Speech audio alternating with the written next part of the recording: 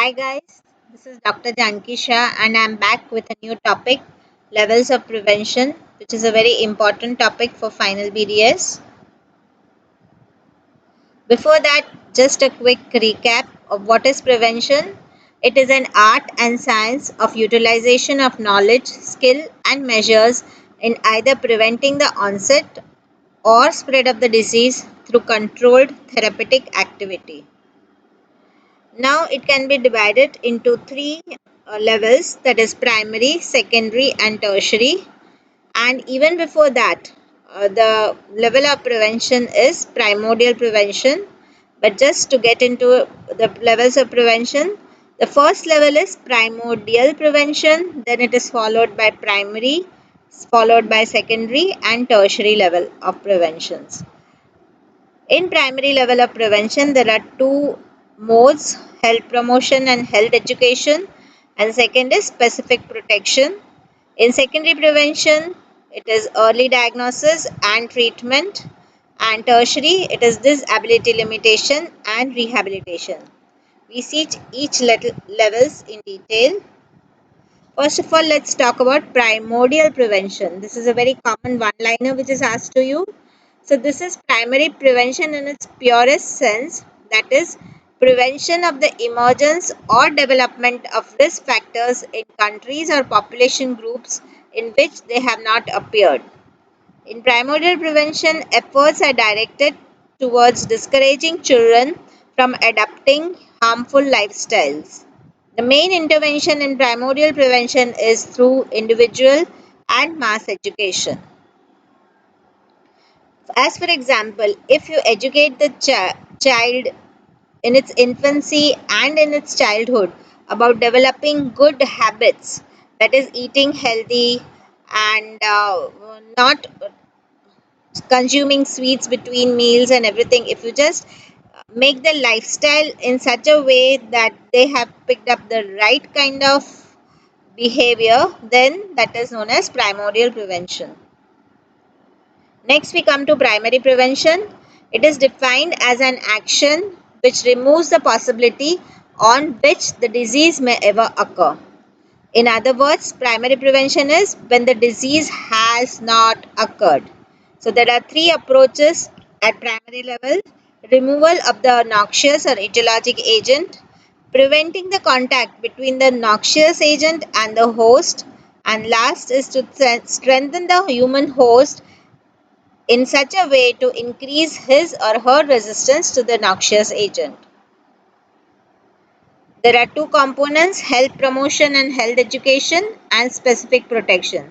So, first of all, health promotion.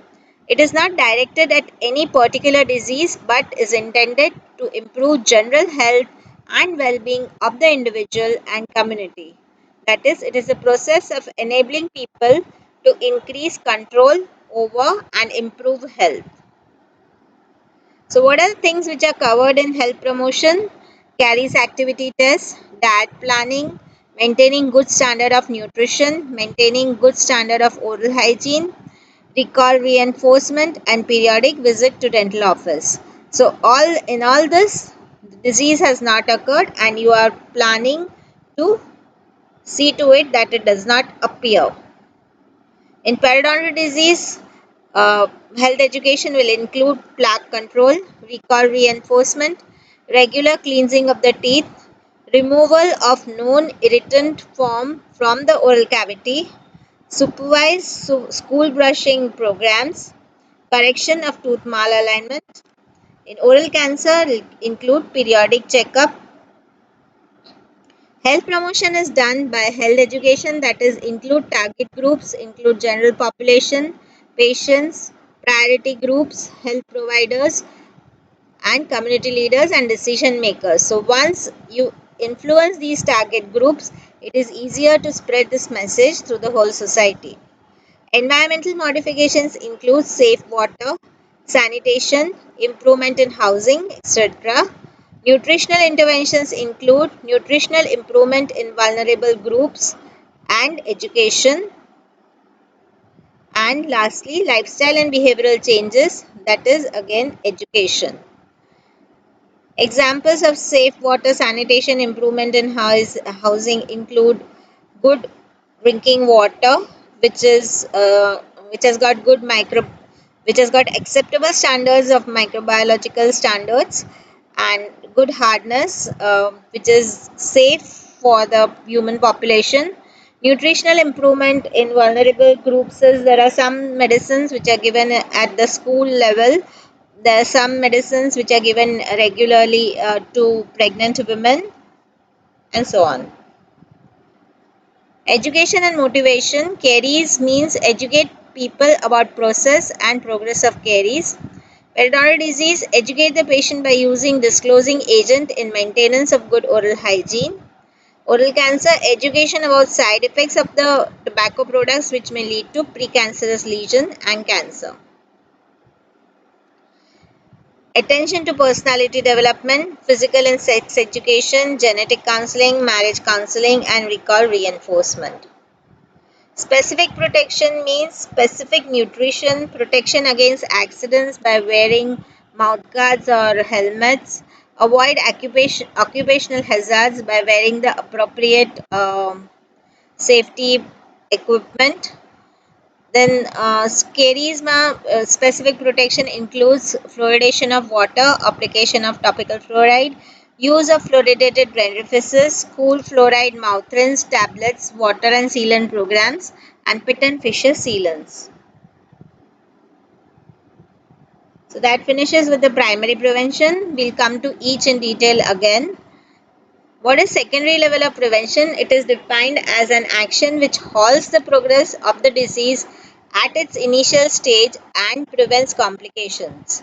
Its main aim is complete examination, early diagnosis, and prompt treatment of the incipient lesion. It is effective in relieving the pain, curing the disease, and preventing disability and death. So, what does this mean actually? Secondary level of prevention means the disease has started at its initial stage. You stop the disease at its initial stage by treating it so that you prevent the complications. Secondary prevention, the mode of intervention is early diagnosis and treatment. If the disease is diagnosed early and treated, then it is better from the point of the view of preventing the progress and also from the point of view of preventing secondary cases in the community.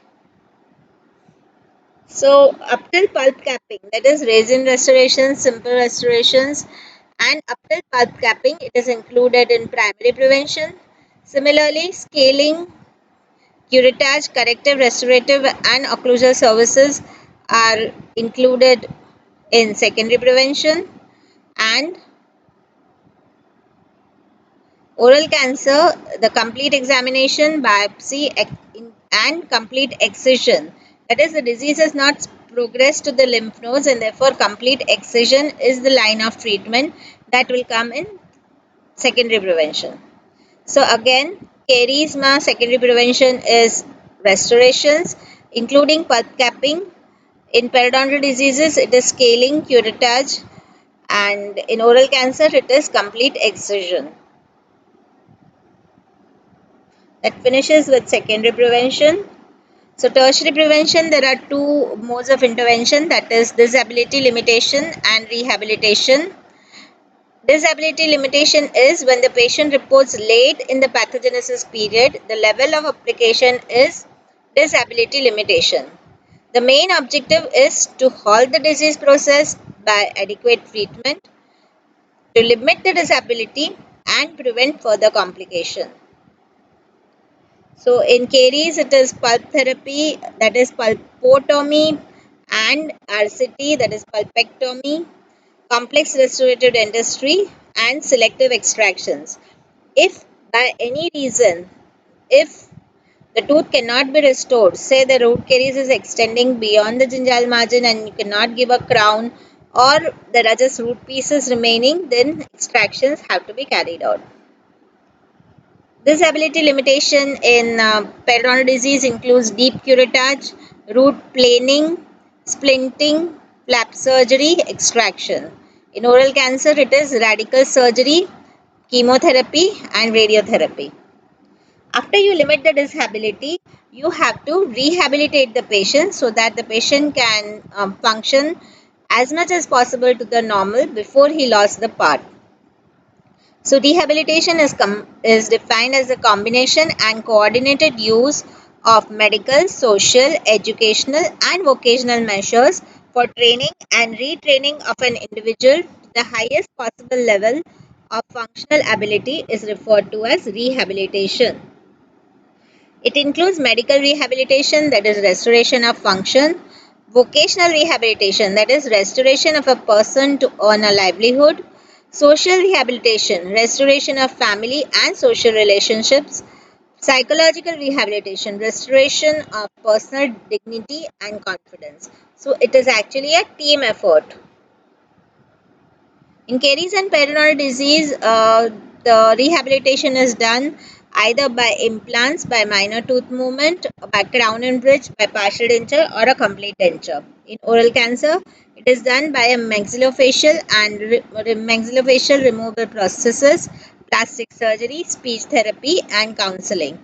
That is, if due to oral cancer, you need to remove you need to do hemimandibulectomy, then you have to replace it by giving a prosthesis in such a way that patient can speak and eat his food as far as possible normal as to when he had normal teeth.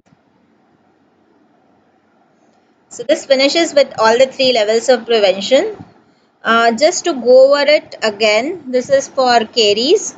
What is included is that planning, all these is included for dental caries. So you can go through it, and if you have any difficulty, get back to me. Then this is for oral cancer. A full question can be asked to you about primary prevention of dental caries or oral cancer or on periodontal disease. So you just don't have, suppose if it is oral cancer, you need to mention about everything, that is nutrition, tobacco, alcohol, about how you can prevent from even skin cancer, how you need to apply sunscreen, good dietary habits, everything is included. And lastly, about periodontal disease.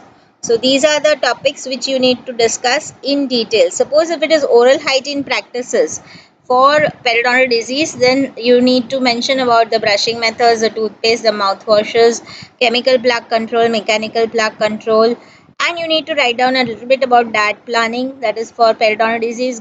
Fibrous diet is good. Good with vitamin C, vitamin D, and so on.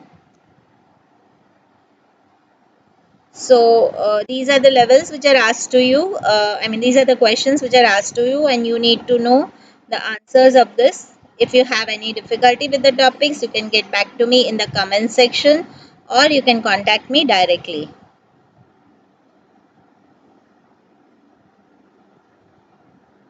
Thank you.